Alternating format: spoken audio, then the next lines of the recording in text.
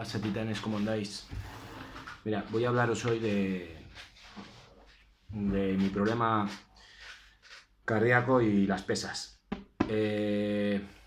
No lo grababa antes porque estaba buscando un elemento para explicaros mejor el tema, porque creo que es algo que puede serviros a todos, independientemente de que estéis sanos o no, y he encontrado esto. Nos puede servir perfectamente.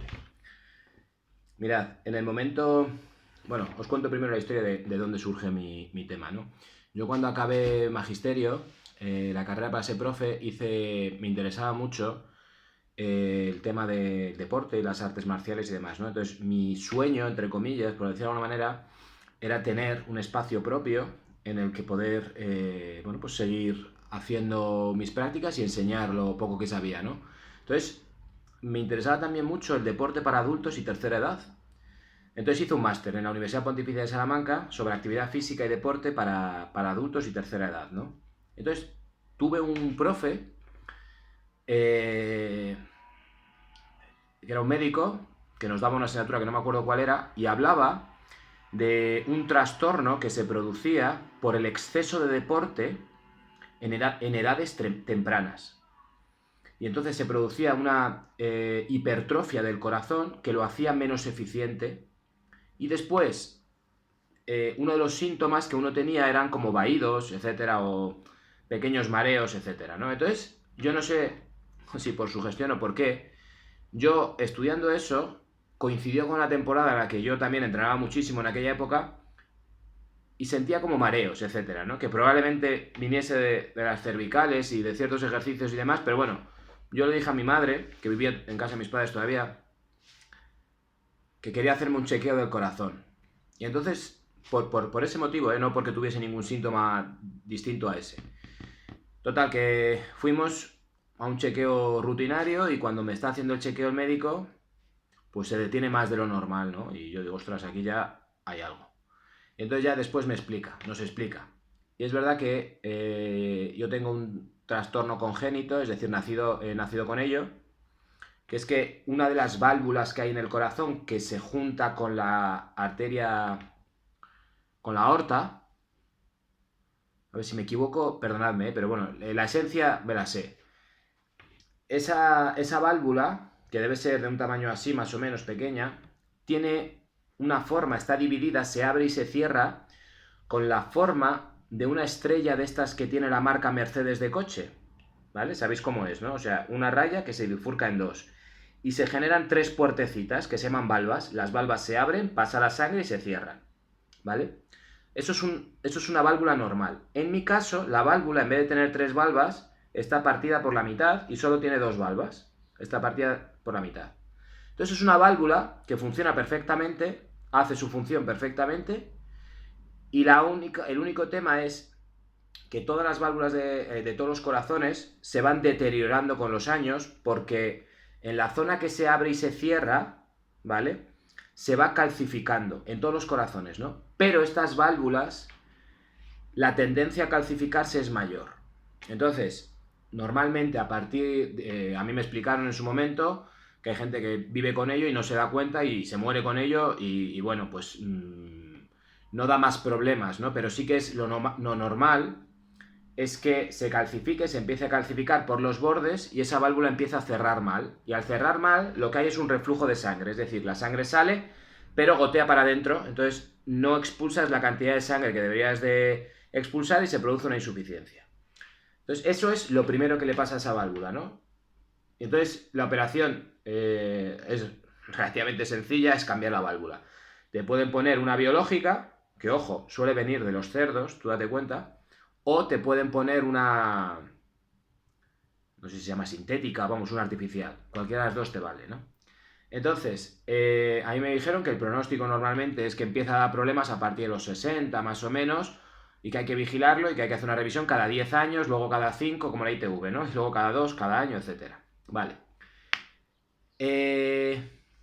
Es la afección congénita más frecuente que hay. De hecho, un 1% de la población tiene la válvula así, sin saberlo. Entonces, bueno, sin más. ¿Pero qué ocurre? A mí en su momento yo recuerdo que practicaba karate cuando me descubrieron esto y un tipo de karate especial, vamos, especial, no, un estilo de karate que tiene una respiración especial que se llama Ibuki, que es de tensión máxima, y yo recuerdo que a mí el cardiólogo me dijo que tenía que evitar los esfuerzos y las tensiones, y se quedó en eso. Entonces yo recuerdo que en ese tipo de karate había un conjunto de técnicas o katas que se utilizaba un tipo de respiración que se llamaba Ibuki, que era de tensión máxima y tensión intraabdominal y tensión muscular, etcétera, ¿no? Y yo, comentando con mi maestro de karate, bueno, pues me enseñó diferentes maneras de hacerlo sin tener que usar Ibuki. Podía hacer Nogare, que es el otro tipo de respiración que hay. Bueno, en eso se quedó la cosa, porque yo en ese momento no hacía pesas. Hacíamos ejercicios de fuerza, flexiones, abdominales. Luego, en el karate tradicional hay un montón de herramientas tradicionales para trabajar la fuerza, hombros, la fuerza de la espalda es muy importante, la fuerza del agarre es muy importante, etcétera. Entonces yo hacía eso, pero bueno, empecé a modificar mi respiración ya desde entonces, ¿no? Vale, ahora cuando empecé a hacer pesas, yo tengo un primo que es cardiólogo y me lo desaconsejó totalmente. Y entonces cuando fui a la revisión aquí al cardiólogo le dije, oye, yo hago algo de pesas y me lo han desaconsejado. ¿Por qué? Y me explicó una cosa, y es lo siguiente, lo que es un aneurisma de aorta. Las arterias tienen una cualidad estética. Todos digo estética, no, elástica, perdón. Todos tenemos esta cualidad elástica en nuestras arterias, ¿no? Entonces, esa cualidad elástica hace que puedan crecer y decrecer, ¿no? Pero con los años van dando de sí. Van dando de sí. ¿Cuándo crecen y cuándo decrecen? Cada vez que el cuerpo tiene que hacer un esfuerzo, y más si es con maniobra de Valsalva. Valsalva es la apnea, es decir, apretar así, cerrar la glotis y apretar, típico de las sentadillas, o típico de cuando vas a hacer caca al baño, o típico de 1000 gestos que hacemos a lo largo del día en el que hacemos Valsalva, es decir, apnea, inconscientemente cerrar la glotis y apretar para levantar 3 kilos del suelo, la bolsa de la compra, etc. Ese es uno de los movimientos que hace que la arteria por dentro haga así, se ensanche. Después, cuando respiras normalmente, vuelve a su posición. Si haces apnea, si haces Valsalva, la presión intratorácica que hace que las arterias crezcan, va a ser mayor. Pero aunque hagas una respiración fluida, es decir, tú imagínate que haces una sentadilla, por ejemplo, inspirando cuando bajas y expirando cuando subes, hay también, aunque no hagas esa apnea, hay también dilatación, pero es mucho menor. ¿Vale? ¿Qué ocurre? Hay una sección de la aorta que es muy delicada, que es la sección que se junta con el corazón, justamente con la válvula esta de la que os he hablado, ¿vale? En todos los corazones y en todas las personas esta sección es delicada, y luego está la sección también que recorre el cuerpo por el centro, etc. Entonces, ¿qué ocurre? En el caso de las personas que tenemos la válvula tocada, se llama válvula bicúspide, tenemos la válvula bicúspide, la primera sección de la aorta tiene unos componentes que hacen que sea más débil que otras aortas. Entonces, si bien todas las aortas llevan mal el trabajo de fuerza, concretamente mi aorta, o las aortas de las personas que tenemos la válvula bicúspide, es más débil por una cuestión de colágeno, no sé, algo me explicó el médico, pero que, bueno, tampoco me... Total, ¿qué ocurre? Que es más sensible a los trabajos de fuerza. ¿Y qué va a ocurrir con los años? Y con los trabajos de fuerza, etcétera. Que esto se va dilatando. Y llegado a una dilatación que ahora mismo no me acuerdo qué número es, o sea, qué cifra es de centímetros, esa aorta, esa sección, es más propensa a rajarse de repente. Si se raja de repente, pues te puedes morir. Si no llegas y no te hace una cirugía de urgencia a tiempo, te mueres. ¿Vale? Entonces, ¿qué ocurre? Normalmente, como hay una vigilancia de cada 6 meses o un año, llegado el momento, hay que ir vigilando esa aorta, pues llegado un momento, el médico te dice, acabas de pasar un umbral de centímetros en los que es muy probable que te pase esto, vamos a hacer la operación. Y la operación consiste en cambiar la válvula y en cambiarte la primera sección de la aorta. ¿De acuerdo? Entonces, bueno, esa sería la operación. Voy a parar un momento y voy a poner el cargador, no vaya a ser que esto se acabe. No, me la voy a jugar. Paso de moverme. Entonces, cada vez que... Y esto vale para todos, por el tema de la apnea. Yo no sé lo que significa levantar 300 kilos del suelo ni hacer una sentadilla con 250 kilos. ¿vale? Se supone que el que hace maniobra de Valsalva y hace apnea protege la zona lumbar y es capaz de generar más fuerza. Pero yo que he leído bastante sobre este tema, hay estudios que dicen que la protección de la zona lumbar depende mucho más de la postura que de la contracción, que es más una sensación tuya que de realmente sea más efectivo o no. Y que después tampoco está demostrado, no se ha podido demostrar que la maniobra de Valsalva genere más fuerza. ¿Vale? Pero bueno, yo como para los pesos que muevo puedo hacerlo perfectamente respirando sin Valsalva. Incluso en el momento del fallo intento no hacer Valsalva. Esto es otro tema. Yo llevo como año y pico detrás de personas que me expliquen ciertas preguntas que tengo relacionadas con esto y no he dado con quien me responda. Bueno, esto para otro vídeo. Total, para que entendáis cómo funciona. En el momento en que un músculo se contrae para hacer fuerza, si yo aprieto esto, imaginaos que es el bíceps, y este tapón está suelto, el tapón sale hacia afuera, ¿verdad? Cada vez que vosotros hacéis fuerza, ya sea una ejercicio multiarticular o monoarticular, etcétera, se produce una escapada de sangre hacia las venas y por ende hacia las arterias, ¿vale? ¿Qué ocurre? Que esta sangre que se vacía porque tú estás haciendo fuerza, llena y genera una congestión en el resto de la estructura muscular del cuerpo y por supuesto en el corazón y por supuesto en esa sección de la aorta. Entonces cada vez que yo hago un ejercicio de fuerza importante, lo que estoy haciendo es vaciar un conjunto de músculos de sangre durante el tiempo en el que está contraído y lleno el resto del sistema de sangre con mayor presión. Eso es evidente, ¿no? Eso lo veríais fácilmente si esto lo destapo un poco y hago fuerte así, sale el chorro de agua, ¿no? Pues exactamente pasa igual con los músculos. Cada vez que tú contraes un músculo, ese, entre comillas, expulsa un poquito de sangre hacia afuera, que va, no desaparece, sino que se va al resto del cuerpo, al resto del sistema circulatorio, y lo sobrecarga por un instante. Después, cuando lo relajas, ¡bum!, vuelve otra vez. Entonces, las arterias hacen ¡bum!, y otra vez se contraen, ¿vale? Entonces, cuando tú movilizas, tú estás congestionando y cada vez que cierras, más presión para las arterias. En el momento que relajas, vuelve. Y cada vez que estás haciendo eso, es como que estuvieras haciendo así, boom, boom, boom. A un sistema que va dando de sí, con los años va dando de sí. ¿Vale? Por eso es tan normal que muchísima gente que se dedica a la fuerza o al culturismo tenga problemas cardíacos. Sí que es verdad que está demostrado por ciertos estudios que los trabajos de fuerza y de tal benefician a nivel cardiovascular, pero hay que entender eso muy mucho. Es decir, pueden beneficiar a nivel cardiovascular, pero la logística del sistema cardiovascular sufre, ¿vale? Con esto estoy diciendo que ni muchísimo menos que esto sea perjudicial, pero sí que, ojo, con la locura de sin ser profesional, sin vivir de ello, sin no sé qué, decir, no, es que yo tengo que mover 300 kilos. ¿Para qué? Como reto personal y tal, bueno, pues simplemente esto es una cuestión de saber. ¿Tú crees que merece la pena pagar este precio? Perfecto, hazlo, pero ten información. Esto es como lo de los esteroides, esto es como todo.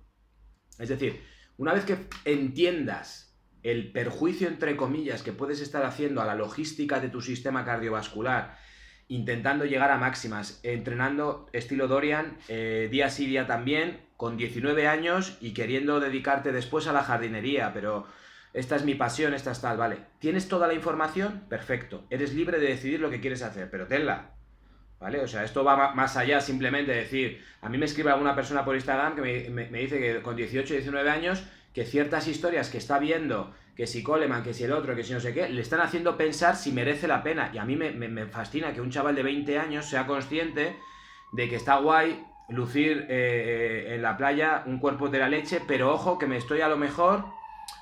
No lo sé, aquí cada uno que vaya y vea por dónde tiene que ir, ¿no? Pero al menos para poder decidir, tener la información suficiente, ¿vale? Y en esto consiste un poquito este vídeo para explicar qué ocurre a nivel cardiovascular y a nivel de lo que son las estructuras de tu sistema cardiovascular cuando te expones a entrenamientos de fuerza importantes, ¿vale? Es parte del trato, o sea, eso tenerlo en cuenta, pero es la letra pequeña.